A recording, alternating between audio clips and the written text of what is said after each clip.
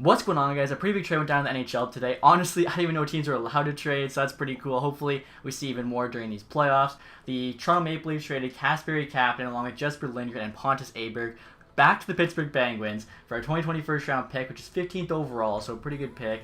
Evan Rodrigues, Filip Hallander, and David Rosofsky. So honestly, I think Kyle Dubas fleeced Jim Rutherford here. Kasperi Kapanen, I don't know if he was the guy to go from the Leafs, but everyone knew that the Leafs kind of had to move a guy to clear some cap space, whether just to re-sign their current players, add a defenseman. So you get the Pittsburgh Penguins first-round pick, which honestly probably should have more value than this in real life because it is 15th overall, pretty deep draft class. If you guys look on screen there, just a couple of the mock drafts at number 15. You can see this one has them taking Braden Schneider, defenseman from Brandon, but Dawson Mercer could be there. Skarov could possibly drop. Jack Quinn maybe. Noel Gunler, Connor Zary, Amirov, Holloway, some really good players. This other one has them taking Caden Gooley. You got Holloway again, LaPierre, Seth Jarvis, Zary, Mercer, Askarov, Quinn. So that kind of group of players there is probably one of the guys they're going to get. And honestly, I feel like any one of those guys would be a pretty good return for Toronto. Also, too, on top of that first-round pick, they actually get a pretty solid prospect, I think, in Filip Hallander. He was actually a second-round pick, 2 years ago, I want to say. If you look at trade value here, it's almost as equal there with Poulin, 1869, Hallander there, 1960, second rounder 2018. So not too bad. They then get Evan Rodrigues, who's a depth forward, probably not going to get re-signed. 1.9 million is an RFA, so the Leafs probably going to want to pay less than that for him, but either way, it's just like a free asset, right? They can either let him go for nothing or potentially keep him. And like we mentioned, they also got Rosofsky, who's I think just there for the roster spot essentially, not really going to do much. So right there's everything Pittsburgh Penguins gave up for Kasperi Kapanen. And again, I think a good middle six winger, kind of a low end second liner, high end third liner. You can see in game, 23 years old, 82 overall, high top 9. Pretty good contract too, 2.9 million there for the next 3 years. I think that might actually be slightly lower. Marner's making a bit more than that, same with Nylander, so the Leafs are over the cap in this game. I think Kapanen's actually making just over 3. On top of Kapanen, too, they got a defenseman there in Lindgren, who I don't think's anything crazy. I feel like Hallander, who's going to the Leafs, is definitely the best prospect. Yeah, in game here you can see Lindgren, 2263, medium 7th, 4th rounder back in 2015. And then they also got Pontus Aberg, who's basically just a good AHL forward, maybe a 4th line guy. So right there you can see everything we're saying to the Leafs. I feel like for sure they got to say yes to this. And there you go, trade accepted. And so after that trade, guys, here's what the Penguins forward group might look like next year. You got Sherry, Crosby, Gensel on that top line, Russ playing with Malkin and Zucker, Hornfist, McCann, Kapanen. I think it's a pretty solid third line. Maybe Kapanen even gets up in that top 6. Simon, Bukestad, Tanev's a very good 4th line. So obviously adding a bunch of depth here.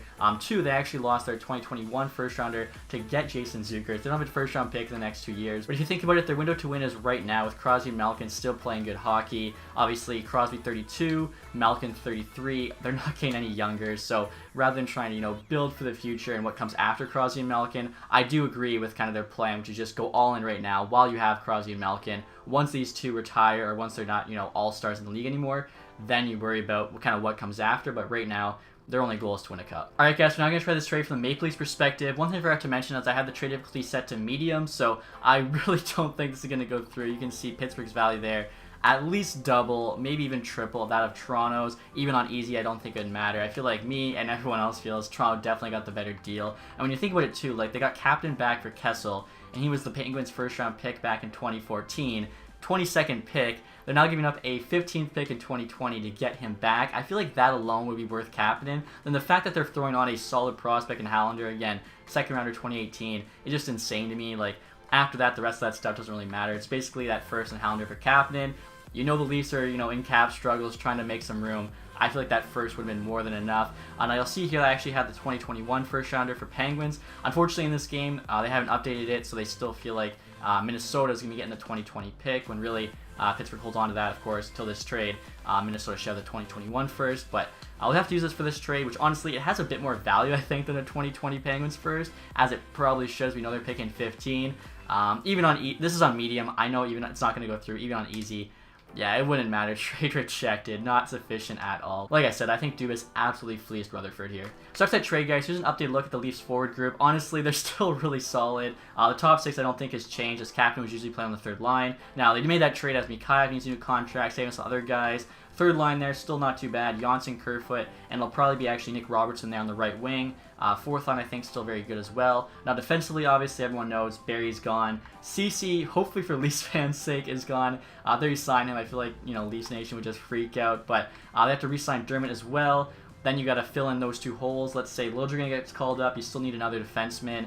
If Dermott gets like $3 million, McGowan gets $2 million. I think they only have like $7.5 million cap space. Spezza needs re-signed, so they still needed to make that trade with Kapanen for sure. Very interested to see what Dubas does here. Obviously, a lot of people gave him tons of crap for the Kerfoot trade after they got knocked out of the qualifying round, but I feel like everyone, when it initially happened, thought it was such a good deal because Kerfoot's obviously a bit less than Kadri, but then you had Tyson Barrie for free, who's an awesome right-handed puck-moving defenseman. Turns out, might not have been the best trade. Kadri's still in the playoffs playing for Colorado, but I think this trade, without a doubt, really there's no way I could see this going bad, especially if they make a very solid pick at 15. So hopefully you guys enjoyed this one. Let me know in the comments section who you think won this trade. Maybe you disagree and think Pittsburgh somehow won it. If you did enjoy this one, leave that thumbs up. If you haven't subscribed yet, please do that. As always, guys, thanks so much for watching. Have a nice day. Goodbye.